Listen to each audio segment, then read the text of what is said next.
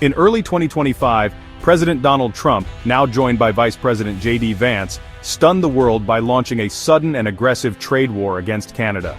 In a move that sent shockwaves through global markets, the administration imposed a sweeping 25% tariff on most Canadian goods entering the United States, upending decades of economic cooperation between the two countries. On top of that, an additional 10% tariff was slapped on Canadian energy exports, oil, gas, and electricity, threatening the very lifeblood of cross-border trade. The White House claimed the tariffs were necessary, blaming Canada for a border crisis and the flow of fentanyl. But these justifications quickly unraveled under scrutiny, as official data and independent experts debunked the claims, exposing the move as a bold protectionist power play designed to appeal to Trump's political base. The tariffs blatantly violated the very USMCA trade agreement Trump had once championed, shattering decades of trust and sending a chilling message to America's allies around the world. Canada, whose economy depends on the U.S. for a staggering 75% of its exports, was thrown into turmoil overnight. The ripple effects were immediate and severe. Key industries from lumber and agriculture to oil and manufacturing suddenly faced crippling taxes, threatening not just profits but the very survival of entire sectors. Jobs, investments, and economic stability all hung in the balance. The partnership that had defined North American prosperity for generations was abruptly replaced by conflict, uncertainty, and a sense of betrayal. The impact was immediate and deeply personal. Factories slowed, layoffs loomed, and Canadian businesses scrambled to adapt to a new and hostile reality. For millions of Canadians, the tariffs weren't just numbers on a spreadsheet. They were a direct threat to their jobs, their families, and their way of life. The world watched in disbelief as the closest of allies became adversaries overnight, and the future of North American trade was thrown into doubt, with global markets bracing for further fallout.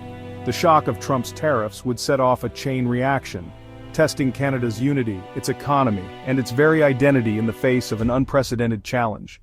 The tariff crisis triggered a political earthquake in Ottawa. Under immense pressure, Prime Minister Justin Trudeau resigned on January 6, 2025, ending an era and leaving a leadership vacuum. The Liberals turned to Mark Carney, former Bank of Canada and Bank of England governor, to steady the ship. Carney's first act, dissolve Parliament and call a snap election for April 28, 2025. The campaign became a referendum on how to respond to U.S. aggression, stand firm or seek appeasement. Conservative leader Pierre Poilievre argued a new government might restore relations, while Carney pushed for resilience and new alliances. Alberta Premier Danielle Smith accused Trump of timing tariffs to hurt the Liberals, even asking the U.S. to pause them until after the vote, sparking outrage over foreign interference. The crisis blurred the lines between domestic politics and foreign pressure, leaving Canadians questioning the sovereignty of their democracy. Canada struck back with targeted counter-tariffs, hitting politically sensitive U.S. sectors and making clear it wouldn't be a passive victim. Ottawa also launched a $1.3 billion border security package, appointing a fentanyl czar and boosting surveillance to address Trump's stated concerns. The RCMP received new helicopters, drones, and more personnel to patrol the vast border. These moves were both practical and symbolic, demonstrating Canada's commitment to security while exposing the tariffs as protectionist. By investing in border enforcement, Canada aimed to dismantle Trump's narrative and claim the moral high ground. The world saw a nation refusing to be bullied, determined to defend its interests and reputation. The hope was that by addressing security, Canada could shift the conversation and rally international support. The trade war was now about more than economics. It was a battle for credibility and respect. Canada's response set the tone for a new era of assertiveness. The trade war quickly became personal for Canadians, fueling a wave of anger and a deep sense of betrayal that rippled through communities large and small. Polls showed over a third of Canadians felt personally betrayed by the U.S. A quarter now saw America as an enemy. The headlines were everywhere, and the mood was unmistakable. Trust had been shattered almost overnight. A grassroots boycott of American goods and travel swept the country with #Buy Canadian trending and U.S. brands shunned. People made conscious choices, turning everyday shopping into a statement of defiance. Tourism to the U.S. plummeted. Flight bookings dropped 70%, putting billions in American tourism revenue at risk. Canadian families canceled trips, and travel agencies scrambled to adapt. The boycott was more than protest. It was a surge of national pride and unity. Canadians found new ways to celebrate their identity, coming together in ways not seen in years. Canadians rallied behind local businesses, turning grocery aisles and travel plans into acts of resistance. Supporting neighbors and friends became a patriotic duty. The economic impact was swift, showing the power of collective action. Markets reacted, and businesses on both sides of the border felt the shockwaves. The message was clear: if friendship isn't valued, Canadian money will stay home. Every purchase became a vote for loyalty and self-reliance. The boycott became a defining feature of the crisis, strengthening solidarity in the face of adversity. Communities grew closer, united by a common cause. Ordinary people had become the front line in the trade war, their daily choices shaping the nation's response and future. The rift between the two nations was now felt in every Canadian household, as families grappled with uncertainty and a new sense of resolve. The tariffs unleashed a wave of economic anxiety across Canada, rivaling even the cost of living crisis. Two-thirds of Canadians reported deep concern about U.S. relations, with seniors especially worried about their retirement security. Half of Canadians feared their savings wouldn't last through retirement, and 55% were living paycheck to paycheck. Export-driven industries faced job losses, and families worried about mortgages, groceries, and education.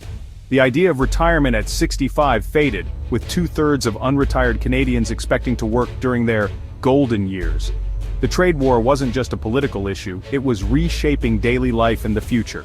The tariffs were stealing dreams, forcing a generation to trade retirement for uncertainty. Economic stability, once a Canadian hallmark, now felt like a distant memory. While most of Canada united in outrage against the newly imposed tariffs, a sense of solidarity swept across provinces as people rallied together in protest. Yet Alberta took a sharply divisive path, setting itself apart from the rest of the country.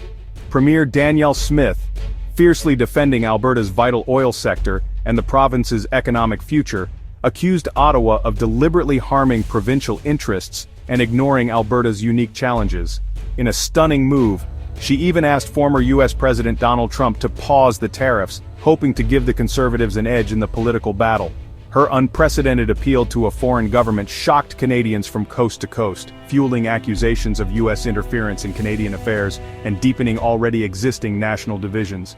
Smith escalated tensions further by threatening a referendum on Alberta's independence if the Liberals won the next election, demanding sweeping constitutional changes for oil exports.